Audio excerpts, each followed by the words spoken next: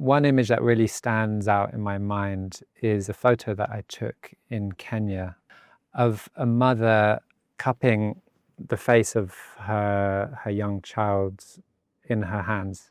And you just see this eye contact between her son gazing into her eyes, and the love that they have between them is so precious and so universal. For me, this really encapsulates everything that I do. I'm Johnny Hyams. I've worked at Save the Children as a senior multimedia producer for the last 14 years, gathering film, photography and interviewing families and children that Save the Children have worked with over the years.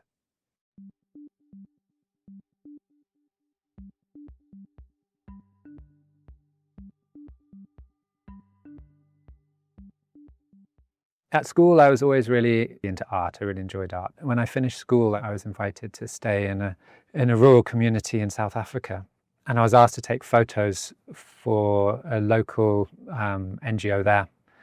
And I loved it. I just loved the fact that I could be creative whilst also producing work that supported a great cause and supported the community that I was spending my time with. So I got so much value out of it. And that's when I realized that I wanted to continue.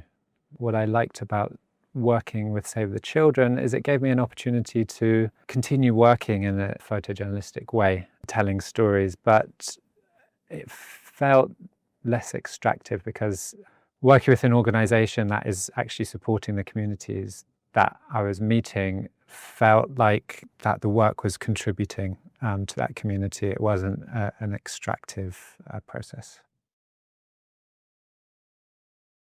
I've worked at Save the Children for 14 years, which is, a huge chunk of my life, and it's had such a huge impact on who I am, and it really has shaped my view of the world and just how lucky we are, and it gives you so much appreciation for what you have, and also so much respect for the values that other people hold. And I think that we can all learn so much from speaking with each other. We live in a world at the moment which is very protectionist and feels like a world turning in on itself.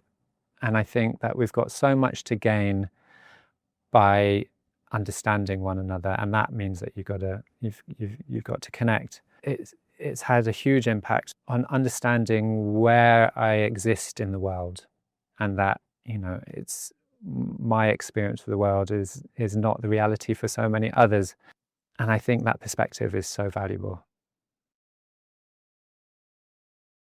When there's a rapid onset emergency, so like an earthquake or a typhoon, natural disaster, Save the Children will often send a team into that area to do an assessment to see what the situation is like on the ground. And I had the opportunity to go in with that initial assessment team. One that really stuck with me was Typhoon Haiyan in the Philippines. And one of the reasons why it's stuck with me is that the access was so difficult, and the infrastructure was so decimated that just ensuring we had our own daily necessities met was really challenging. We arrived at the airport and we had no transport. And then once we'd managed to find a hotel, it was a hotel that didn't have a roof on anymore. And so when it rained, it would be coming through the electrical sockets. We'd have to go and collect our own water each morning and, chlorinate it, and, had no cooking equipment. So just those bare necessities took up a lot of our time every day. So it was just mentally and physically so challenging. You're dealing with such difficult stories, such sensitive stories, and then you have to go back and you're staying up all night setting up a BGAN, a satellite connection, to try and send all the videos and photos back, because all all communications was knocked out by the typhoon. And it was the first time I'd really come across such incredible devastation. And sadly, there were a lot of dead bodies strewn around. And, I can vividly remember the smell and the sights of the aftermath of the typhoon. This was really intense and really took its toll. And we were there for, I think it was 6 weeks in total. And that was, by far one of the toughest trips I've done for Save the Children. One of the most memorable children that I met through this work was a young boy, an 8-year-old boy called Dieme from the DRC. I met him on a shoot about education and emergencies, and specifically in conflict-affected areas. Him and his family had been displaced from their home in east of DRC and were refugees in Uganda. And he would travel each day across the border into the DRC so that he could get an education because he wasn't able to access school in Uganda. And when I met him, he just really stood out. He just had an incredible presence and was just very engaging through body language and eye contact. And it was really when I had the opportunity to interview him that my mind was blown at how incredibly articulate this 8-year-old boy was, and how he was able to explain and describe what it's like as a child growing up in a war-affected context. He would talk about war as if war was a person. He would say things like, "I don't know what war wants to do here. All it wants to do is kill people." He just perfectly was able to narrate his own story, which I think is just so incredible for an 8-year-old boy to be able to understand the concept of war and then communicate that in such accessible terms in an engaging way. He just totally blew my mind. A lot of the contexts that I've worked in are really complex, and it's very difficult to communicate the nuance of a place and of a situation. And I think that's one of the biggest challenges we have as storytellers. Often our point of contact with these communities is based on how Save the Children are supporting them, and so that tends to feature quite centrally to the story, because that's our relationship to those families. But as a result, it's harder to tell the broader context of the types of challenges that they're facing, broadly speaking, or not just the challenges, the joys, the positive things that they find, or the nuance of a specific element of their culture. Obviously, a child is much more complex than you're able to portray in a short film or photo series, where we just get a very small snapshot of their life, and often in a very particular context. But there's so much to every person that you meet, and so being able to really communicate all the things that make them who they are, what they love, what they're scared of, what they really appreciate. It's so hard to capture all of that.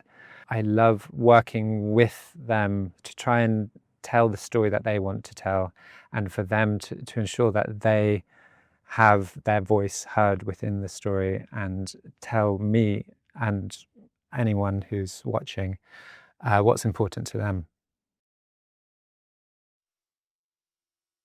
The thing that's most important to me, I think, is building connection. It's so easy to become desensitized to what's happening around the world. And I think that the importance of the work that we do is to build that connection between people.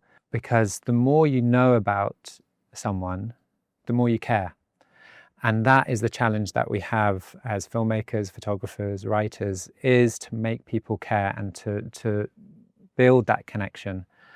And that connection is so valuable, because being able to relate to someone else's circumstances can totally change your perspective on a situation. And I think that is really what we need in the world right now. You know, when you read or you watch these stories in the news, you get just a very small sliver of the reality. I've always been blown away by the hospitality that I've received, how warmly welcomed I've felt by these communities. It just gives you perspective on the world. You know, we live in a bubble here in Europe and in the UK. I think it's important to have that perspective of what the realities are for people living around the world, and not for it to always be filtered through a kind of a media lens. So yeah, I feel really lucky to have had that opportunity.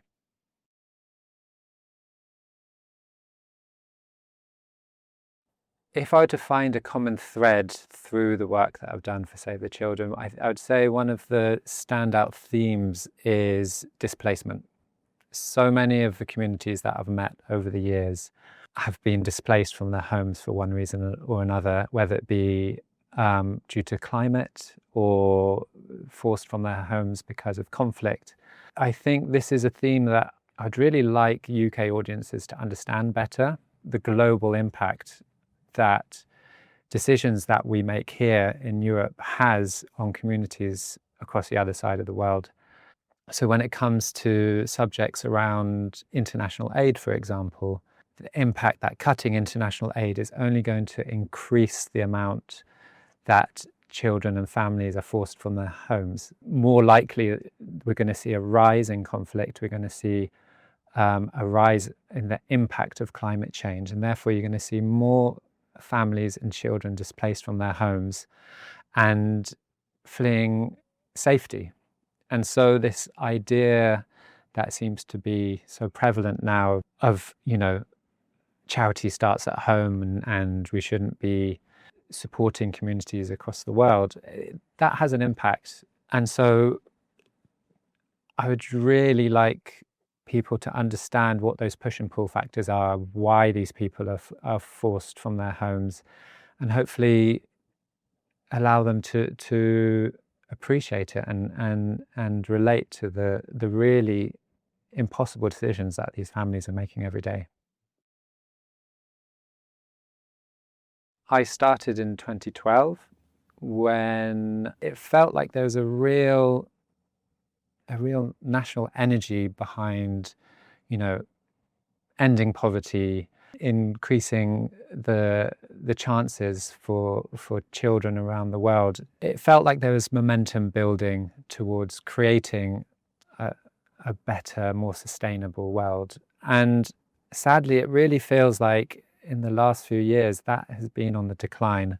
I never imagined that I would see the world in a worse state than when I found it. And that I find really difficult to see. All the more reason why the work that we're doing is so important right now, because governments are turning away, and it's on us to make sure that people still care, that we do make progress in the world, because it's not just people across the world whose lives depend on this. This impacts all of us. And if we just turn away from our neighbours, then what are we left with? What really gives me hope is the initiatives I'm seeing in the countries that we've been working in. I mean, the traditional model is out of date, where the benevolent Westerners, you know, send over money and resources to the global South and help them in the way that we believe they need help. This model is out of date, and what really gives me hope is seeing these grassroots organizations and communities taking leadership into their futures and responsibility for creating a better future for themselves. And we have a lot to learn from these communities. So this is what really gives me hope for the future.